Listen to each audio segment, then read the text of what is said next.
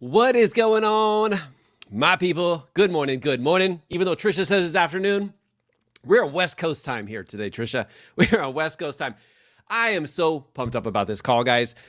First off, I literally just threw on a new shirt right before this because I was like kind of rushing. But this topic is super near and dear to my heart because if you've ever felt like that you're stuck, if you felt like you're just trying to work your business and nothing seems to be working, today's workshop is literally created with you in mind.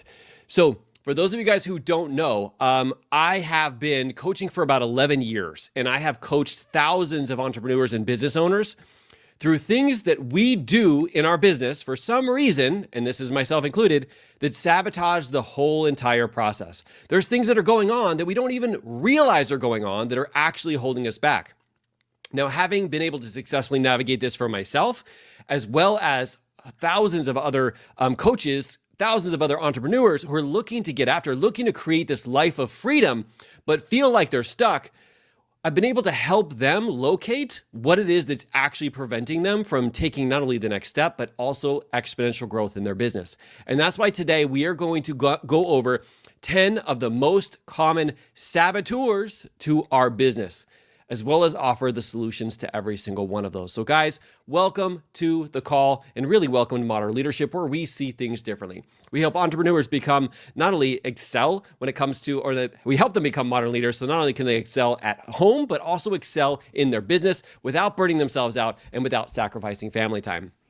How we do that is a lot here on this channel. Shorter videos on Mondays and Thursdays where we really dive into subjects in a very bite-sized piece, and then longer episodes on the weekend. Now, we also have something brand new that we just launched. We just launched a business leadership book club. At the moment, at the time of this recording, it is completely free, and it actually comes with a free community inside of our app. And we're diving into the first book, which is Dare to Lead by Brené Brown. If you're somebody who loves personal growth, loves personal development, which you probably do if you have an online business, and you're looking to exponentially grow, definitely hit up our book club. You can go to resources.modernleadership.us/book club. I'll also leave it inside of the notes or inside of the captions below for anybody who's not a part of that. Right now, it's completely free, and we're reading some really powerful books, starting off with Dare to Lead by Brené Brown, okay? That being said, we're going to dive right into these 10 saboteurs today because we have a soccer game right after this. Our daughter is going to go, and she's going to win her first game. I promise, Teresa. I promise. I think they're like 0-19 or something. No, but she's crushing it at goalie. But we have to get right after this. They're we have having to fun. jump over there. Yeah, I know. They're having fun, right? We have to jump right into that. So we want to jump into these 10 saboteurs. And I'd love if Teresa could start here. You ready to dive in? Yeah. All right, let's go. Let's do it. All right, so I'm really excited about this because we just love talking about this stuff because it's one of those things that if you keep at it, it can completely change your life. So, really digging into our limiting beliefs and things that are holding us back. So, number one for me is I am a procrastinator, a perfectionist, not a good speaker, not a good seller. We start to label ourselves as a type of person. And what that does is it completely overhauls our subconscious. So it overtakes our subconscious. So basically what we're saying is this is who I am. Therefore, I'm just going to keep doing these things that procrastinators do, that people who are perfectionists do. And what we do is we trap ourselves. We hold ourselves back. And it is a limiting belief because we are not procrastinators. We are not what we think we are. We're what we do.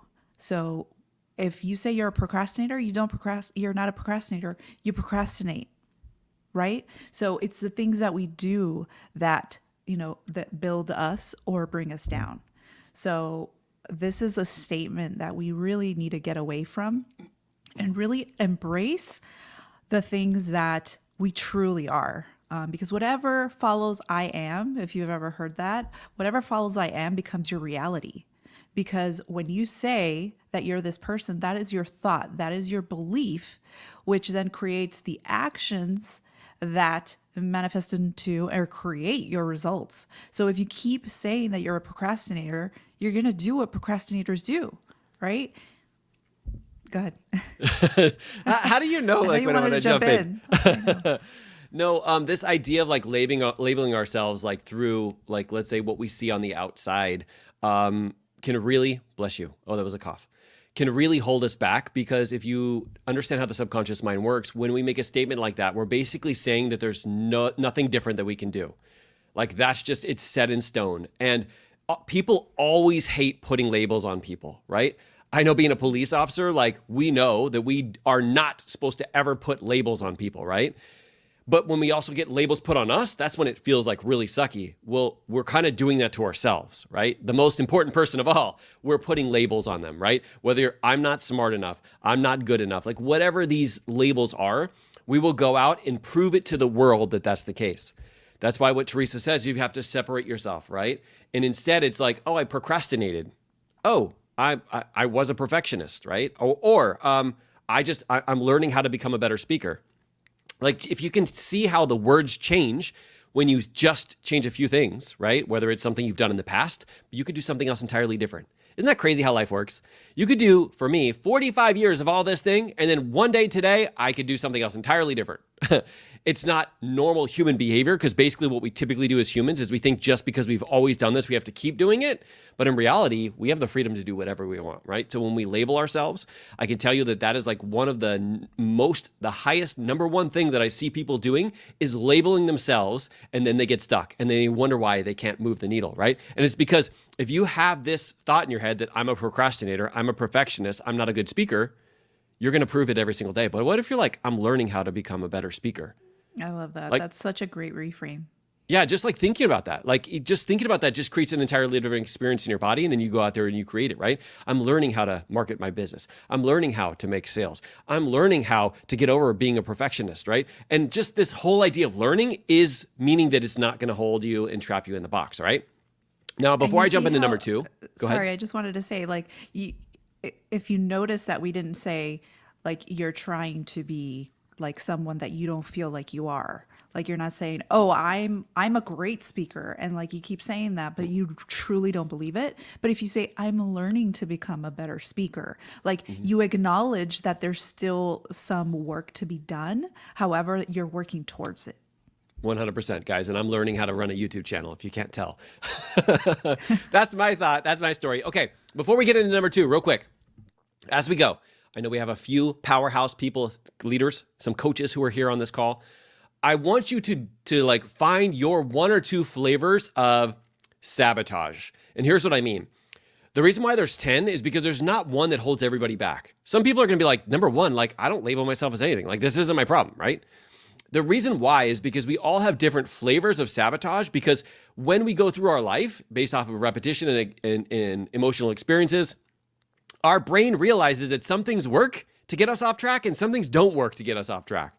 And so once you have this thing of like, for example, I don't have time, if that has ever worked for you in the past, your brain is going to keep bringing that up, because it knows if I can convince Trisha or Shelly or Teresa or Mark that they don't have enough time, we don't have to deal with any of this. We don't have to do anything uncomfortable. We're going to be safe. We're going to be exactly where we are. No problem at all. Oh, I don't have the money. Oh, you know what? If that worked in the past, it's going to keep coming up and up and up and up and up and up. So if you have this where I'm a perfectionist, for me, it was like, I'm big boned. That's what I used to say when I was like 270 pounds, when I was like, I'm not going to be able to get into good shape because I'm big boned.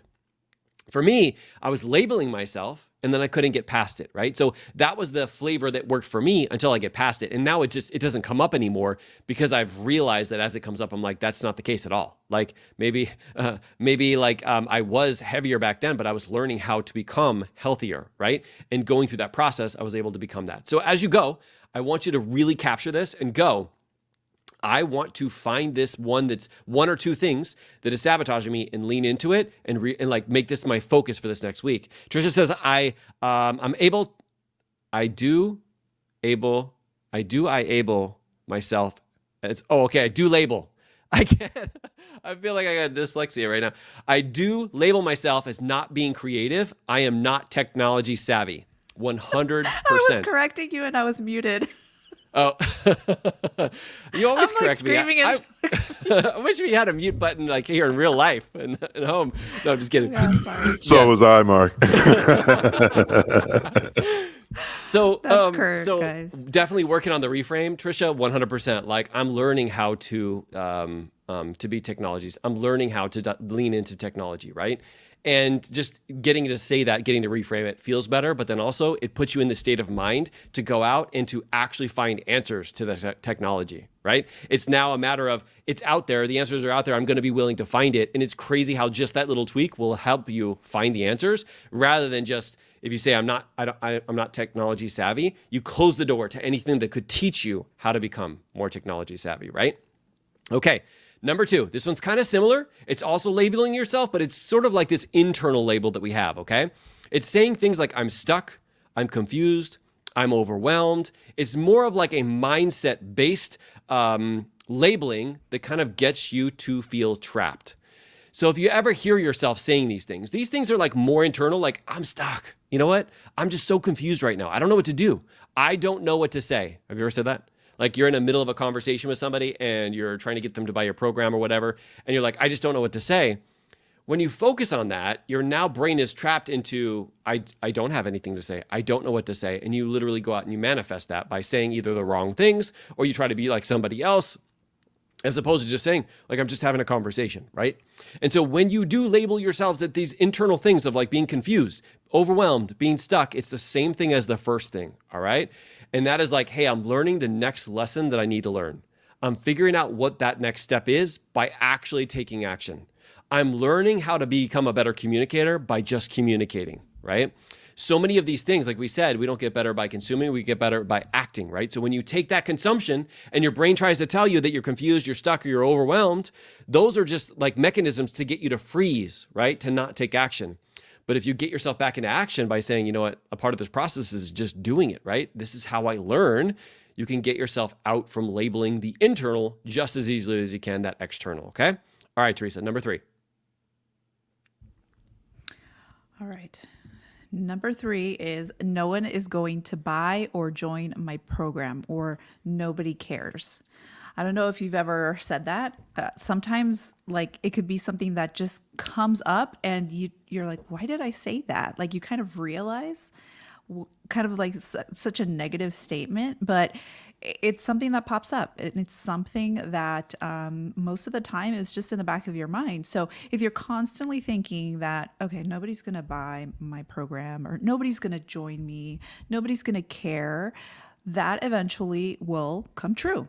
Nobody's going to join you because the actions that you take from that thought are not going to be things that are going to create the result that you want, because you're not going to put yourself out there. You're not going to even tell people about your program because why would you, right? If you feel like, well, nobody's going to do it, why bother, right? So you're not going to do those actions. You're not going to go out there and find people.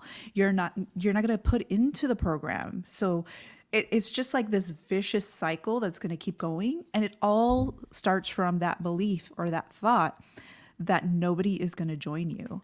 So it's about reframing that to something else. And we're not going to go over like how you reframe that in a sense, but the reality is that this thought is something that occurs in many areas of your life. But let's say for business. So I remember when I was starting to kind of like rebrand myself. I was initially a health and fitness coach. I had kind of built a brand around that. I had built an audience around that. And then I decided that I wanted to move away from the health and fitness part of it. And I wanted to become a life coach because I felt like I was doing that in a sense. And I got certified because I wanted to have that structure around that. But as I was going through that, and I actually had to coach myself through that and like get coached on that, because I would think like, who's going to buy this? Like, you know, people know me as the health and fitness person. Why would they join me in this program? And it was like I was just sabotaging myself. I was sabotaging the path that I wanted to go.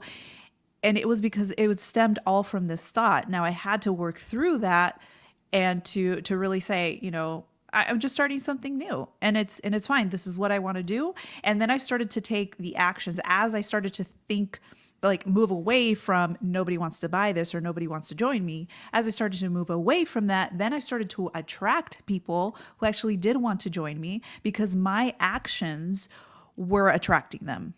So it's really something that I actually see a lot too when I coach people. This is a thought that really pops up a lot. Yeah. And I mean, when we're kind of talking about all these thoughts, all of them serve you. So I want you to, like, as you go, to ask yourself, like, how does thinking that no one is going to buy or join my program, how does that serve you? And it serves me because I don't have to take any action. I don't have to put it together. I don't have to talk to humans. I don't have to do all those uncomfortable things. So how it serves me is it puts me back in my comfort zone, right? How does it not serve me? Well, I actually don't go out and make an impact. I don't go out and change people's lives. I don't go out and be able to give them the key that I have to unlock the thing that they're struggling with because I'm making it about me, right? And so when we think about these things, they are definitely one of those pieces where every single one of these will serve you, but it'll serve you in a way of getting back into like the protection of yourself, kind of like the fear, the lack of the scarcity, the lack, all those kind of things. That's where this kind of like will put you, right? And when we talk about like no one's going to buy or join your program, or no one cares, like Teresa says, like if you believe that, your energy and how you communicate, all of those things will follow suit. So much of what happens like in the atmosphere of sales has to do with energy. And I mean, it's the same thing where like when you get on a call with somebody and you know whether or not they believe in what they're talking about, you know whether or not they believe in their program and their system. And when somebody doesn't believe it, it kind of comes across like, well, like, I don't know, like this may or may not be something that you could join. I don't know, like maybe, like I was thinking about doing it, versus this is going to change your life. Like you said, you're struggling with this. This is the exact blueprint for you to go from A through Z so that you can have it all step by step in the fastest way possible. All right, here's how it's going to work. And you just have a different energy when you think about it versus when you're just like thinking like, who's going to buy this program or this product, right? You're literally going to go out there and manifest that nobody will, right? All right, the next one is I don't know what to do next, or I need more info first. This is another one of those procrastination things that we talk about because I hear this a lot.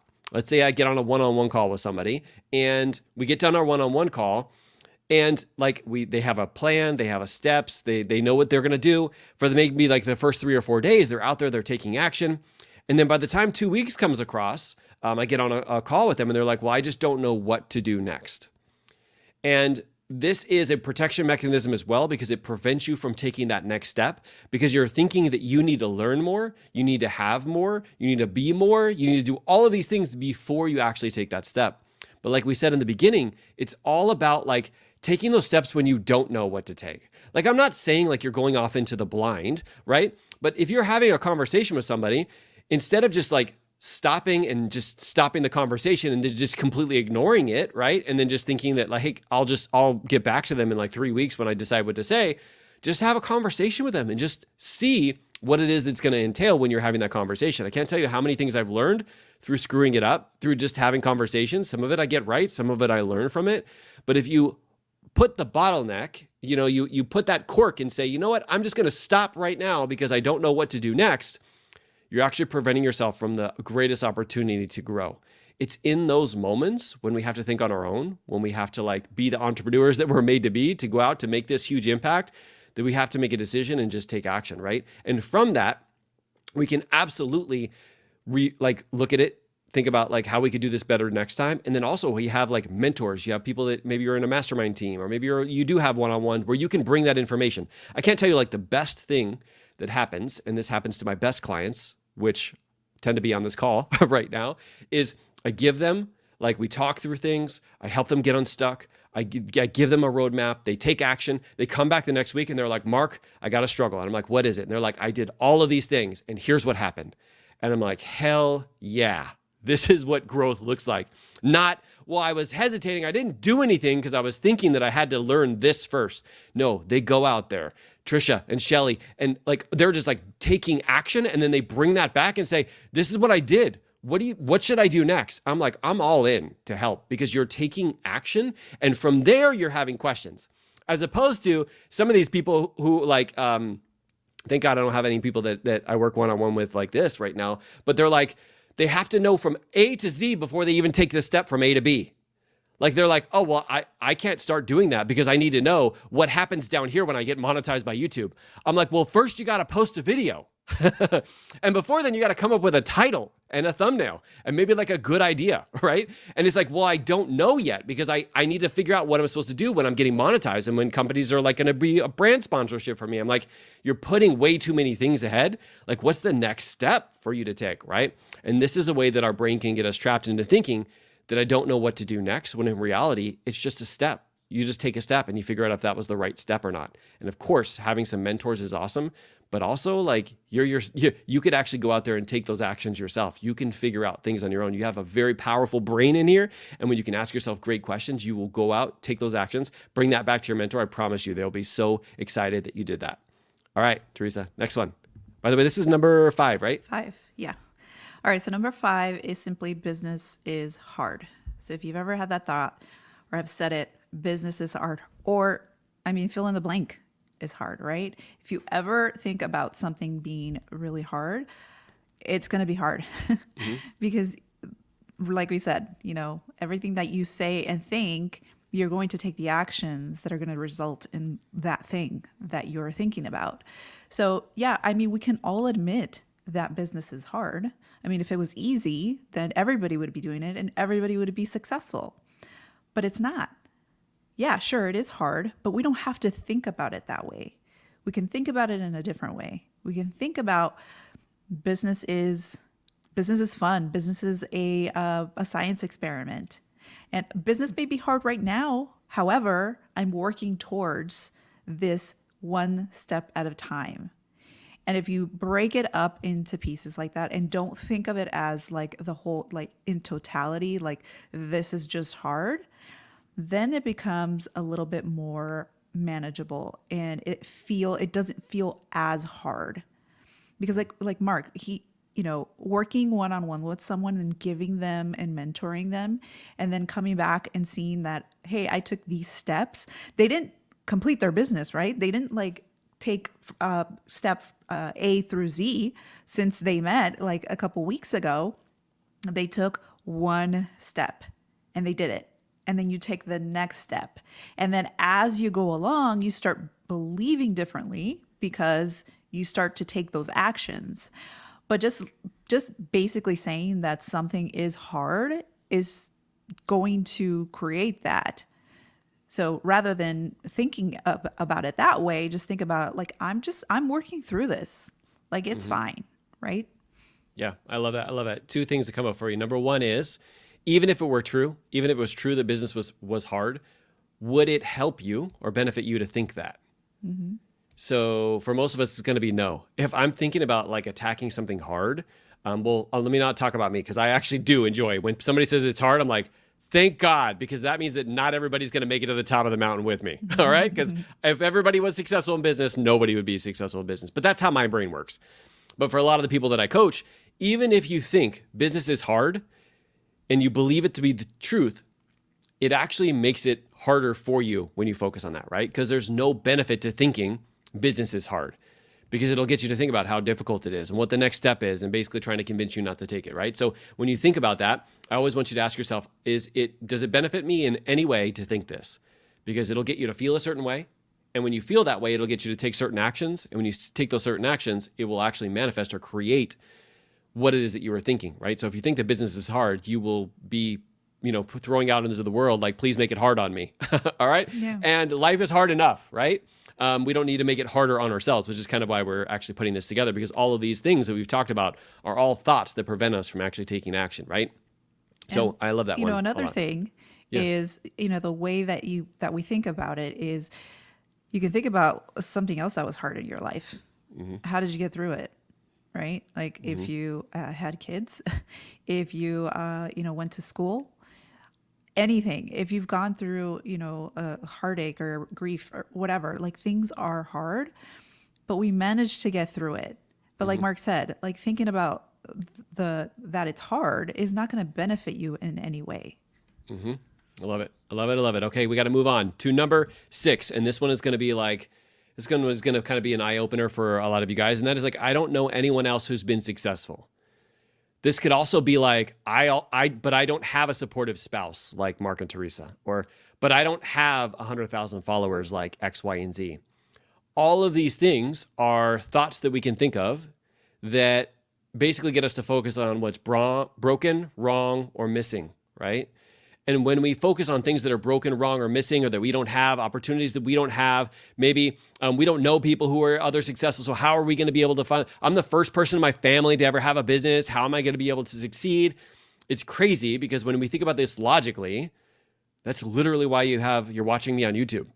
That's literally why I'm reading all these freaking powerful books inside of our book club, right? Is because people have had success. And they're literally trying to teach us. And if you're willing to look for them and find them, you will find them all the time. But if you're constantly thinking, well, I've never had success in business, I don't know of anybody else who's had success in business, well, then you should probably get out and talk to some people who have success in business, right? The same thing can happen with like, I don't have a supportive spouse. Here's the thing. You're going to run across people who don't have supportive spouses, all right? Is that going to be the thing that you allow to hold you back from having a successful business? Because I can guarantee you, there's been a lot of unsupportive spouses and they're crushing it in business, all right? They're doing fantastic. So if you are really wanting to make this be something where is like going to be something that's going to impact your life forever, not allowing like whether or not you know people, whether or not your spouse is supportive, whether or not X, Y, and Z, like that could actually be your fuel instead of like, I'm going to prove that this is something that I can be successful in. As a matter of fact, I'm going to connect with people who are successful and I'm going to take their strategies and take that to the next level. So anytime I hear this, like, I just don't know anyone else who's successful. I don't know that. I always point out like, well, are you listening to books, podcasts, YouTube channels, like pouring into like masterminds, becoming a part of like a team, because you can definitely put yourself in that environment and actually be around people like that. But if you are protecting this of like, I don't know anybody who's been successful, you're going to use that thought to actually get you off track. All right, number 7, we got to speed these up. Yeah, I love that. Okay, so number 7 is I don't have time to dedicate to my business and still be present in other areas of my life. So the way that we're thinking about it is it's an and or an or situation. Or I think about it as an and or situation, but this is like, you're saying like it's either this or this. And we constantly think about that, right? Like we're constantly like, oh, it could only be this or it can only be this. But how can we do both?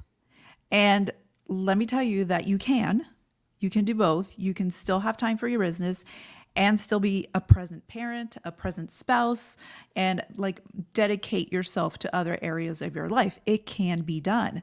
But when we think about it this way, when we think about the situations as or, then that's where we trap ourselves. Then it'll only be that. We'll only be able to do one or the other. But if we think about how can I do both, you start to get creative. And that's what happened to us. We needed to get very creative when we were both working full time and we started a business and we had 2 kids. So it was messy, but we made it work and we got creative and we started to work harder on our business.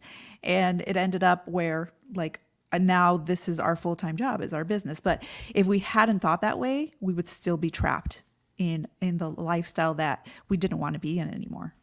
Yeah, I'm gonna hit on this one. I know we only got a few more minutes, but I got to hit on this one because this was my version of sabotage, guys, and it constantly is. It's like my brain is like, if I want to see success, I've got to go all in. That's like my brain. Like I got to go all in. And the reason why this was my version of self-sabotage was because when I went all in, I would literally sacrifice everything else, put everything else on hold. I would have this or situation, like Teresa said, I can do this or that.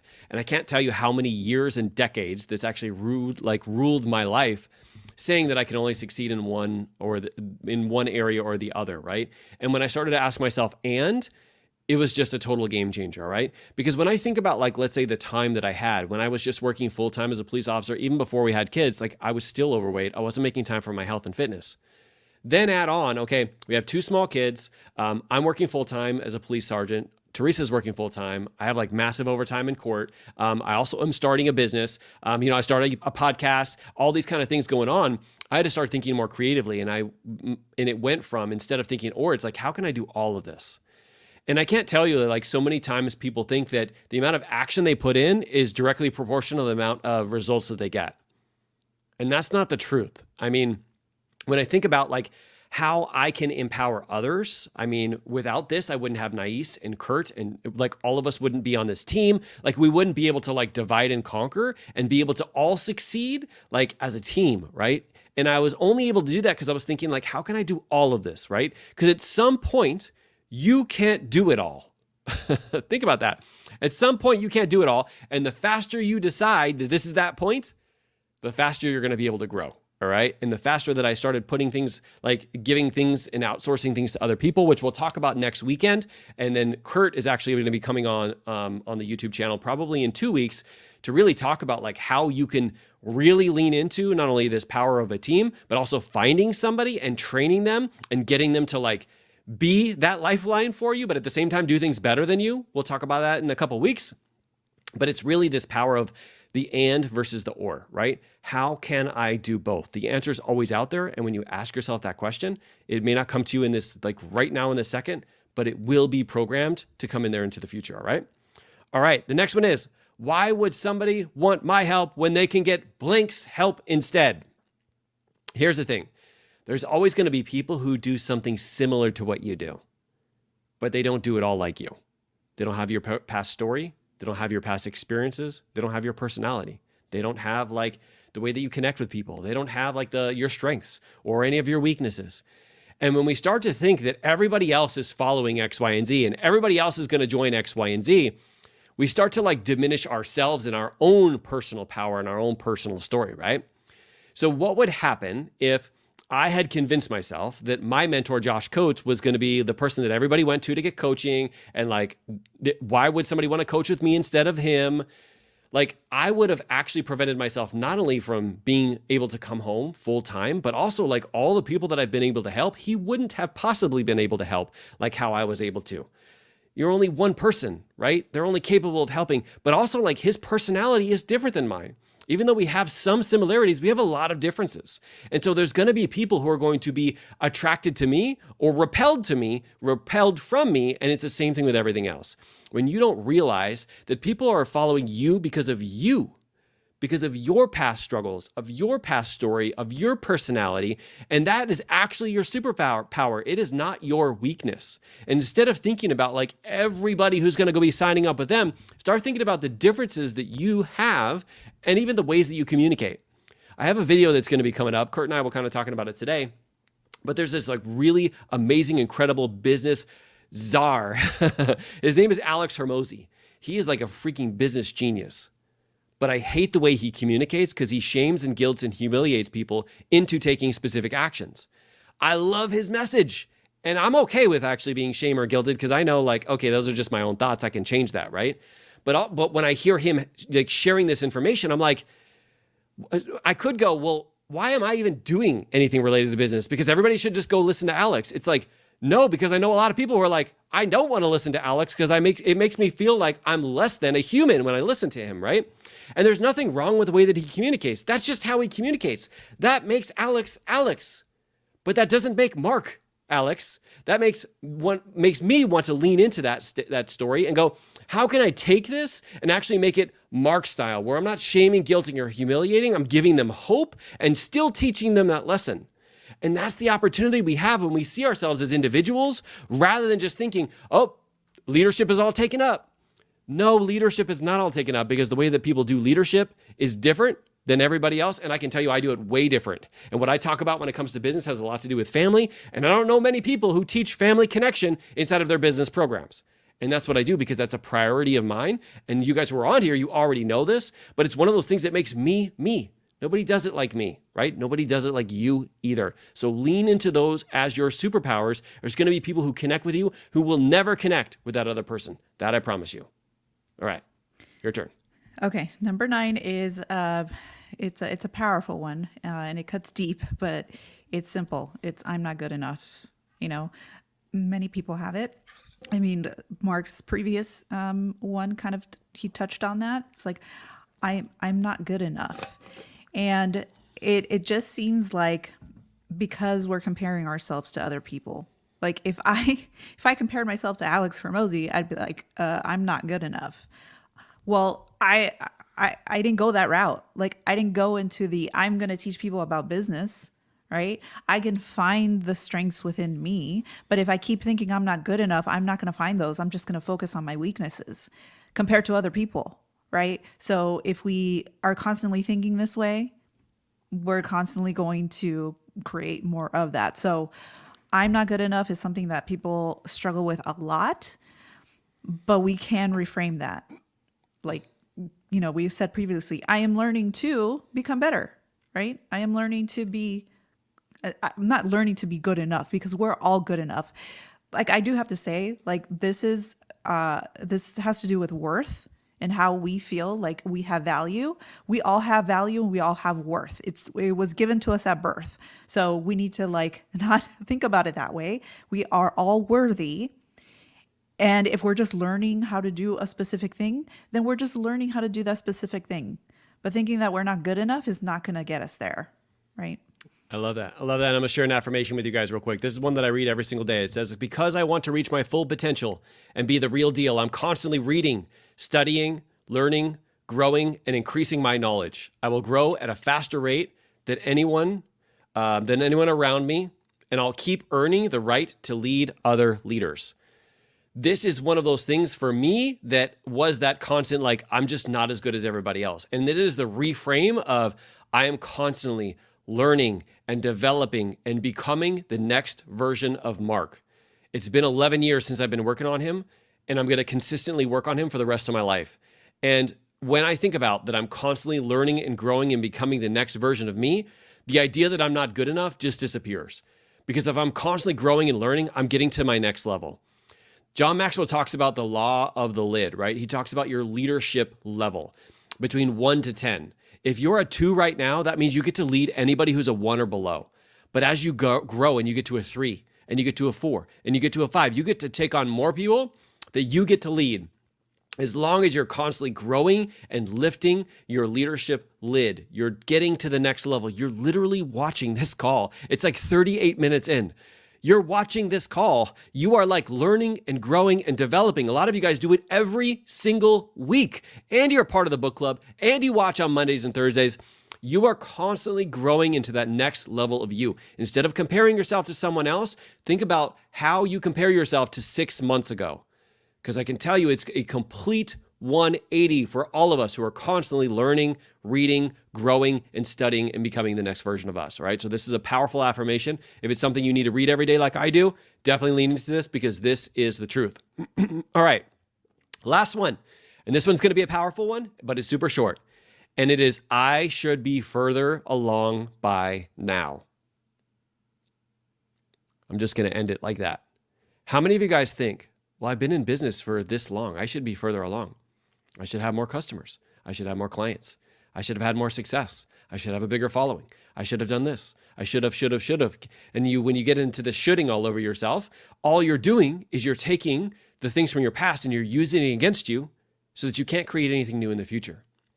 And when you think about this, you think about, I should have been further away. What if you were able to reframe it? What if you were able to say, like, I'm exactly where I'm at right now for a reason. Maybe I wasn't ready to take that next step back then. Maybe this was the moment that I needed to be at so that I could feel where rock bottom is so that I could take an entirely different step. What is that next step that I need to take? How do I need to learn? Where do I need to grow to become the next version of myself? Instead of focusing on the you should be further by now, which does not help in any respect, realize how far you've come. Think about this. How much have you grown? How much have you learned? And how much of a 180 have you done in your life? And now you're trying to help other people. And when you think about that, you realize just how far you can constantly grow and go.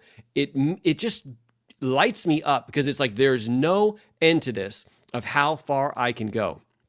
You're where you're at right now for a reason.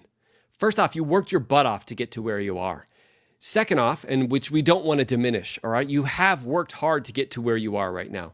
Second off, we all have further that we wish we would have come, but really focusing on that thought is only going to get us back into pity, into humiliation, into guilt, into shame. And that is not where I ever want you guys or myself to ever be. Instead, we can reframe this. we can start to think about like, you know what? I'm exactly where I need to be right now, and I'm just learning the next lesson to get to the next level. I can't tell you how many times I use that in a coaching session. Like, what is this trying to teach you? What is where you're at right now trying to teach you? It doesn't matter if you're $1 million business owner or you're just getting started. There is a lesson to learn where you are that will get you to the next level.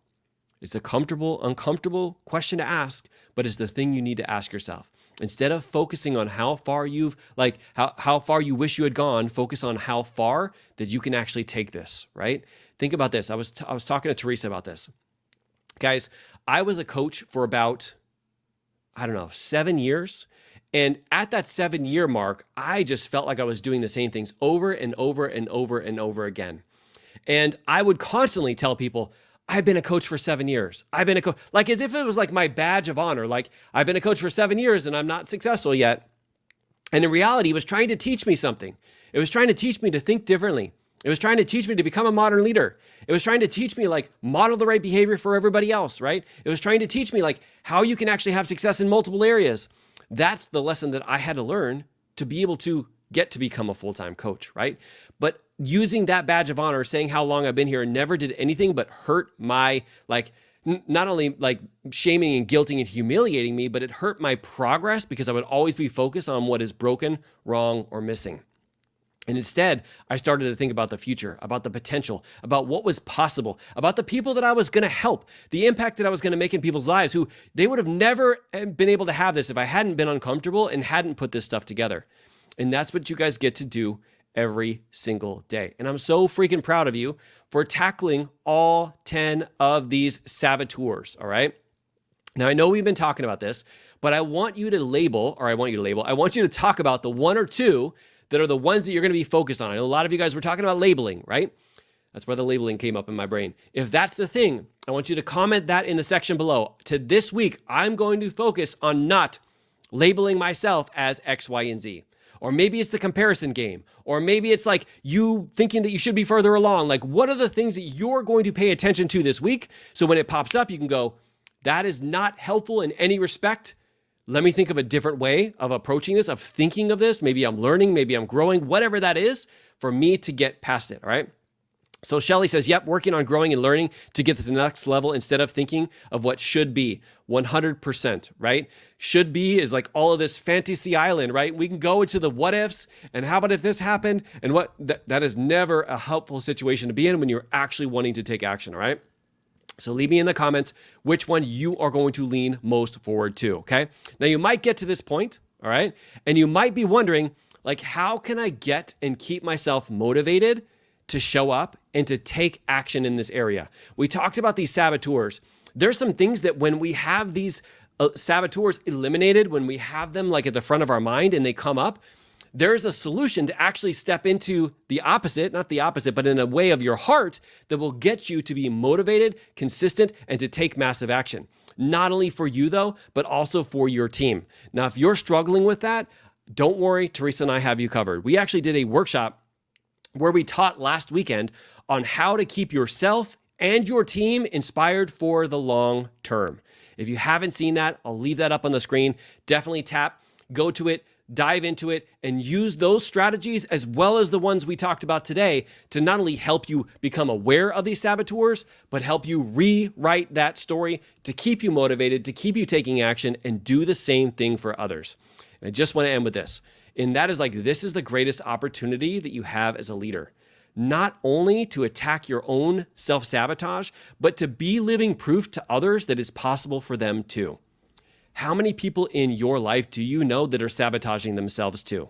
Whether it's with their business or in their personal health or in their family relationships, in their work, whatever it is, the best way that you can help them is for you to model the behavior yourself. Get out there, crush it, focus on these things, continue to develop and grow, continue to be a part of this channel. Definitely subscribe if you're not subscribed. Join our book club. Do whatever you need to do to know that you are, number one, in the right room with other people who feel just like you, but also who are willing to push you and stretch you and get you to show up at a level that you are more than capable of, all right? And thank you for doing that for everybody else out there. We need more leaders like you guys. We appreciate you so much, and I'm 1 minute over, but we will see you guys soon. And like Kurt says, keep leading from the front, and we'll see you next weekend. Bye, everybody. Bye.